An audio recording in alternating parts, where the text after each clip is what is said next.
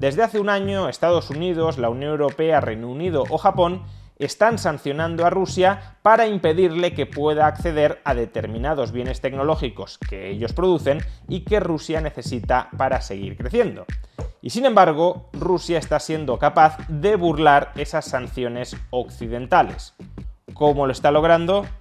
Veámoslo. Como es perfectamente sabido, la guerra en Ucrania no se libra solo en el flanco militar, sino también en el flanco económico. Y es precisamente en el flanco económico donde Occidente, Estados Unidos, la Unión Europea y Reino Unido han tratado de asfixiar a Rusia a lo largo del último año. Y es que a lo largo de estos últimos 12 meses el bloque occidental ha impuesto a Rusia importantes sanciones comerciales y financieras con el propósito de impedir que Rusia acceda a los capitales extranjeros y a la tecnología extranjera que necesita para que su economía siga funcionando. Y es que la economía rusa es una economía muy dependiente de las importaciones tecnológicas desde el extranjero. La industria rusa no es una industria altamente sofisticada, capaz de producir muchos de los bienes intermedios, muchos de los bienes de equipo, muchos de los bienes de capital que necesita Rusia para seguir funcionando, para seguir incrementando su productividad en el medio-largo plazo. De ahí que si Rusia no es capaz de producir esos bienes intermedios y esos bienes intermedios son producidos mayoritariamente en Occidente o en países aliados de Occidente, si se impide que Occidente exporte esos bienes intermedios a Rusia, a medio-largo plazo la economía rusa debería empezar a languidecer. Tomemos como ejemplo los semiconductores, un componente esencial en prácticamente todos los productos electrónicos. Si un país no puede producir o importar semiconductores, su industria electrónica estará tremendamente lastrada. No podrá subsistir, ni desarrollarse, ni crecer, ni innovar en el medio-largo plazo. Pues bien, aproximadamente el 80% de la producción mundial de semiconductores se concentra en Taiwán, Corea del Sur, Japón, Europa y Estados Unidos. Es decir, naciones aliadas, naciones que podríamos incluir dentro del bloque occidental, naciones que mantienen una cierta relación de dependencia hacia Estados Unidos y que por tanto se pueden coordinar para bloquear las exportaciones de semiconductores a Rusia.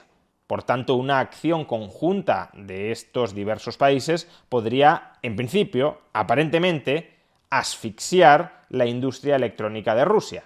No te vendo los semiconductores y por tanto bloqueo tu producción electrónica. Hasta 2022 Rusia solía importar anualmente unos 160 millones de dólares en semiconductores desde países como la Unión Europea, Estados Unidos, Reino Unido o Japón. En 2022 esas cifras de venta cayeron a alrededor de 60 millones de euros, es decir, hubo una contracción de 100 millones de euros en las importaciones de semiconductores desde estos países que conforman el bloque occidental. Ahora bien, ¿significa esto que Rusia se ha quedado sin la posibilidad de acceder a los semiconductores que necesita para el desarrollo de su industria electrónica? No, no significa eso ni mucho menos. Por un lado, lo que ha sucedido es que China ha incrementado sus exportaciones de semiconductores a Rusia, porque China también produce semiconductores. Pero es que, por otro lado, ha sucedido algo todavía más curioso y que ya tuvimos ocasión de comentar en un vídeo anterior con respecto a las importaciones en general y que es muy claramente observable en el caso de las importaciones de semiconductores en particular. Y es que Rusia se está saltando las sanciones que le ha impuesto el bloque occidental utilizando otros países neutrales, no alineados, como intermediarios para comprar en Occidente aquello que Rusia necesita comprar de Occidente. Fijaos en cómo desde que comenzó la guerra en Ucrania, las exportaciones de semiconductores desde países como Kazajistán, como Turquía o como Serbia hacia Rusia se han disparado. ¿Y cómo es posible que estos países exporten semiconductores a Rusia si desde luego no los producen? Pues porque las importaciones de semiconductores desde el bloque occidental, Estados Unidos, Unión Europea, Reino Unido o Japón, por parte de estos países, también se han disparado durante ese mismo periodo de tiempo. Es decir, que Serbia, Kazajistán o Turquía compran muchos más semiconductores a Europa, a Japón o a Estados Unidos de los que compraban antes, y lo que hacen es revendérselos a Rusia porque nosotros ya no podemos vendérselos directamente a Rusia.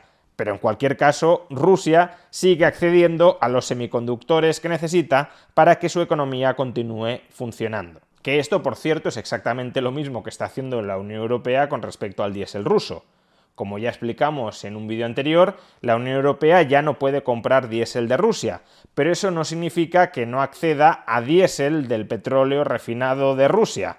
Básicamente, lo que hace la Unión Europea es comprar el diésel de la India, y la India tiene diésel porque compra crudo a Rusia y lo refina en sus refinerías, de modo que la transacción sigue siendo más o menos la misma. Lo único que cambia como mucho es que no se lo compramos a las refinerías rusas, pero sí se lo compramos a las refinerías de la India, que a su vez se lo compran a las compañías productoras de petróleo crudo ruso. Y a partir de ahora, ¿qué? Si el bloque occidental pretende impedir que Rusia acceda a determinados bienes tecnológicos que se producen dentro de ese bloque occidental, pero Rusia sigue accediendo a ellos utilizando como intermediarios a terceros países no sancionados, el camino aparentemente lógico a seguir por parte del bloque occidental sería también sancionar a aquellos terceros países o a aquellas compañías que están ayudando a Rusia a burlar las sanciones de Occidente. Sin embargo, este enfoque tiene un problema muy evidente. Si tú empiezas a sancionar a muchos otros países por el hecho de estar ayudando a Rusia a obtener aquellos bienes que Rusia quiere comprar desde Occidente, el comercio internacional se comienza a resquebrajar. Si la Unión Europea ya no solo tiene prohibido en gran medida comerciar con Rusia, sino también con Kazajistán, con Serbia o con Turquía, te estás cargando los flujos comerciales. No solo eso, si sancionamos a Turquía, pero Turquía utiliza a un tercer país para burlar las sanciones de la Unión Europea, también vamos a sancionar a ese tercer país. En tal caso, al final nos quedaríamos con un comercio tremendamente regional. Únicamente podríamos comerciar entre Estados Unidos, la Unión Europea, Japón, Reino Unido, Corea del Sur, Taiwán y poco más.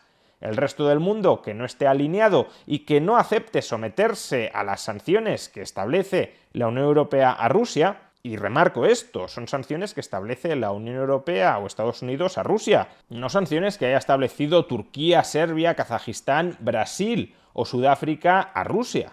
De modo que desde su punto de vista es perfectamente razonable que no quieran sumarse a esas sanciones y que tampoco quieran respetarlas. Con lo cual, si no las respetan porque no las comparten, lo que nos queda es extender las sanciones también hacia ellos, rompiendo nuestros lazos comerciales. Y como romper los lazos comerciales es tremendamente costoso para todos, no queda muy claro que se puedan dar muchos más pasos hacia adelante para sancionar a aquellos que ayuden a Rusia a burlar las sanciones del bloque occidental. Porque cuanto más se quiera avanzar en esa línea de dureza, de sancionar y de romper relaciones comerciales con aquellos que no respetan las sanciones comerciales a Rusia, más oposición dentro del bloque occidental aparecerá. Una cosa es ponerse de acuerdo para sancionar a Rusia y otra cosa muy distinta es ponerse de acuerdo para sancionar, por ejemplo, a Turquía o para sancionar a Serbia por el hecho de que estén ayudando a Rusia a burlar las sanciones de Occidente. Puede haber países dentro de la Unión Europea que no vean del todo mal romper relaciones comerciales con Rusia, pero también con todos los otros países del entorno europeo. O si en cambio optamos por sancionar a las compañías que no respetan estas sanciones comerciales a Rusia, manteniendo, eso sí, la amistad y los flujos comerciales con los países desde los que operan estas compañías, ¿realmente somos capaces de imponer a todas las compañías que financian operaciones, que transportan mercancías, que almacenan mercancías, que aseguran mercancías? ¿De verdad somos capaces de imponerles a todas estas empresas nuevas obligaciones de papeleo y de fiscalización de todos y cada uno de los bienes que están transportando y hacia dónde los están transportando? ¿De verdad somos capaces de verificar que las empresas que participan, no ya necesariamente grandes empresas, sino pequeñitas empresas locales, cumplimentan todo ese papeleo de manera veraz y no están engañando a los funcionarios? Es decir, ¿de verdad somos capaces de verificar la información que esas compañías nos trasladan a los burócratas occidentales sobre cuánto están efectivamente respetando las sanciones? Porque claro, si añadimos muchas nuevas obligaciones y queremos además inspeccionar de manera mucho más directa el cumplimiento de esas obligaciones a las empresas, por ejemplo, no transportes chips a Rusia, pues todo eso lo que hace es añadir muchos más costes al movimiento internacional de mercancías, de cualquier mercancía, porque no solo se encarece el transporte de mercancías a Rusia, se encarece también el transporte de mercancías a otras partes del mundo, porque tendremos que verificar que esas mercancías que no van a Rusia, efectivamente no van a Rusia. Y cuanto más tensionemos los flujos comerciales, no ya hacia Rusia, sino hacia el resto del mundo, por el riesgo de que el resto del mundo sea utilizado como base para burlar las sanciones del bloque occidental hacia Rusia, cuanto más tensionemos esos flujos comerciales hacia el resto del mundo, más discrepancias, más disidencias empezarán a emerger dentro del bloque occidental. Habrá países, habrá estados que estarán dispuestos a seguir hasta las últimas consecuencias en su propuesta de sanciones a Rusia y a cualquiera que esté aliado con Rusia, y habrá otros países dentro del bloque occidental que no estarán dispuestos a asumir tamañas pérdidas y tamaño divorcio comercial con otros países o con otras empresas no alineadas con Occidente. Y claro, si dentro del bloque occidental aparecen disensos, aparecen discrepancias irreductibles, o bien el bloque occidental empieza a no caminar conjuntamente, de modo que también tendríamos que sancionar a aquellos países que estaban en el bloque occidental y que ahora se salen de él, o bien, si ese bloque occidental sigue actuando conjuntamente, puede haber países que sobre el papel acepten esta nueva escalada en las sanciones, pero que en la práctica no la apliquen. Con lo cual seguiría habiendo agujeros desde los cuales Rusia conseguiría burlar las sanciones occidentales. En definitiva, aunque los estados estén tratando de trasladar la guerra al frente económico, esa traslación de la guerra al frente económico está siendo, como casi todo lo que hacen los estados, mucho más ineficiente de lo que esos estados esperaban en un principio. No es que no estén entorpeciendo el suministro de determinadas mercancías a Rusia, es que Rusia está consiguiendo en gran medida burlar muchas de esas restricciones gracias a la colaboración de terceros países y de terceras compañías privadas. Y el bloque occidental frente a eso es mayoritariamente impotente. Como sucede en cualquier mercado negro, porque esto no deja de ser un mercado negro a escala global, por mucho que se prohíba un producto, se sigue teniendo acceso a ese producto solo que a un precio más caro. Y eso es lo que le está sucediendo a Rusia, que sigue pudiendo comprar todo aquello que necesita comprar, aunque a un precio más caro. Algún daño, por tanto, económico sí se le causa a Rusia, pero también, no lo perdamos de vista, autoinfligiéndonos un importante daño económico a nosotros mismos. Y la cuestión, en última instancia, es esa. ¿Cuánto daño económico adicional vamos a estar dispuestos a soportar o van a estar dispuestos nuestros políticos a imponernos con tal de dañar a Rusia? Y puede que el umbral máximo de dolor de Occidente con respecto a las sanciones de Rusia ya esté muy cerca.